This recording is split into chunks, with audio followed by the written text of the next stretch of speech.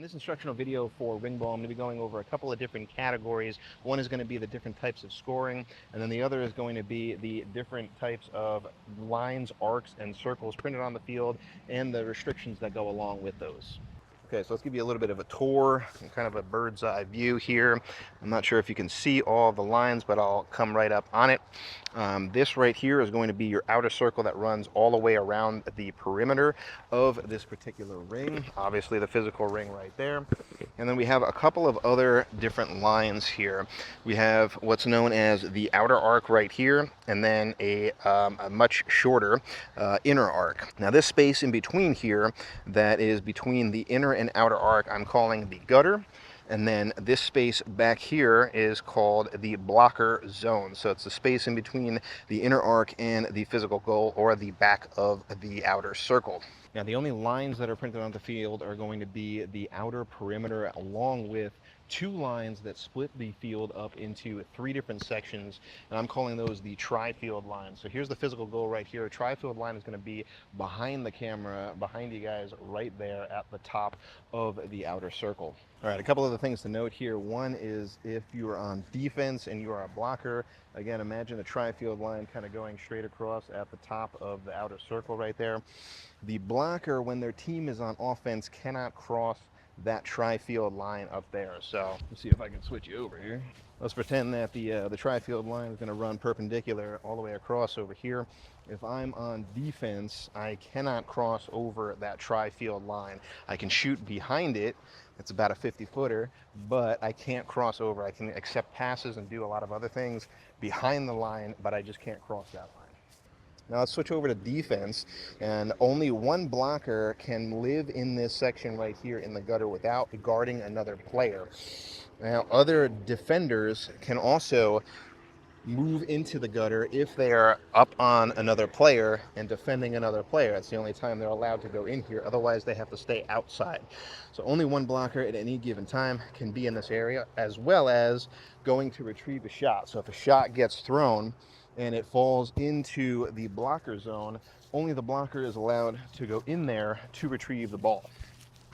And the last thing to note about the different zones is that if you're not shooting at a particular goal, like let's say it's the start of the game and both teams are trying to score at the farthest rings, then the center ring and the lines that are printed in it are considered dead. Or if the goal is scored upon, the different zones are basically inactive, which means you can pass freely in and out of them without fear of any kind of blind violation.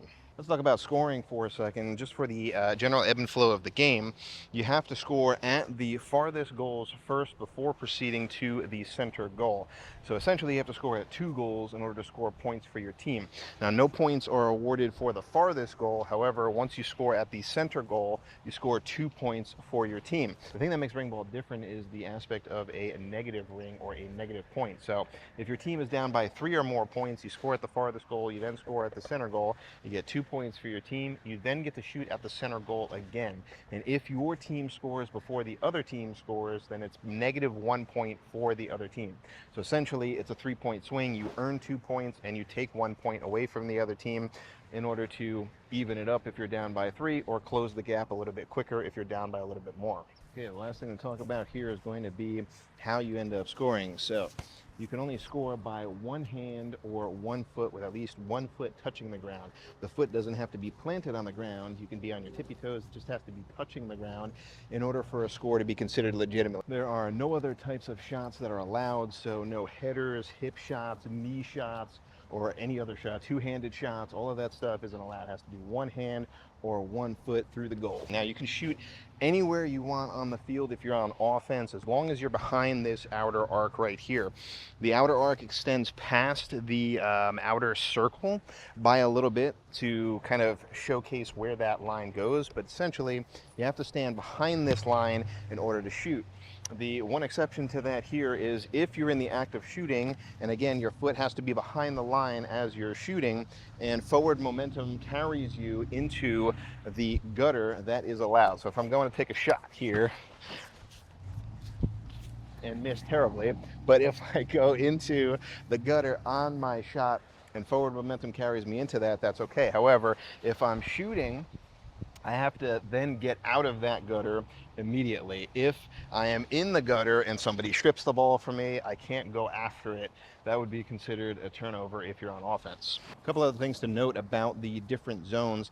If the ball is in a zone that you cannot go into, like let's say the blocker zone for the majority of the players, if you are on the perimeter and you can cross over to grab the ball. So let's just pretend that this is the blocker zone right here. Any other player can go and grab it so long as they don't put a foot into a zone that they cannot go into. What that basically means is I can reach over and grab it with my foot, or if I have a stick, I can reach over and kind of fish it out of that zone as long as my foot isn't in that zone.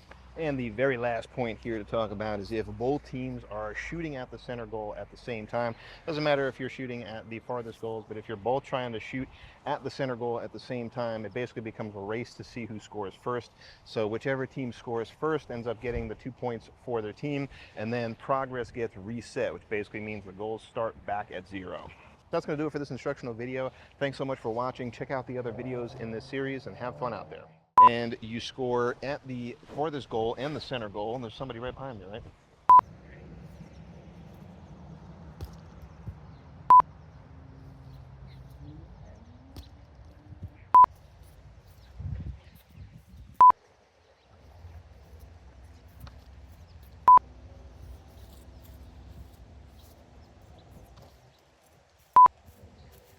I'm just trying to see if I can make at least one.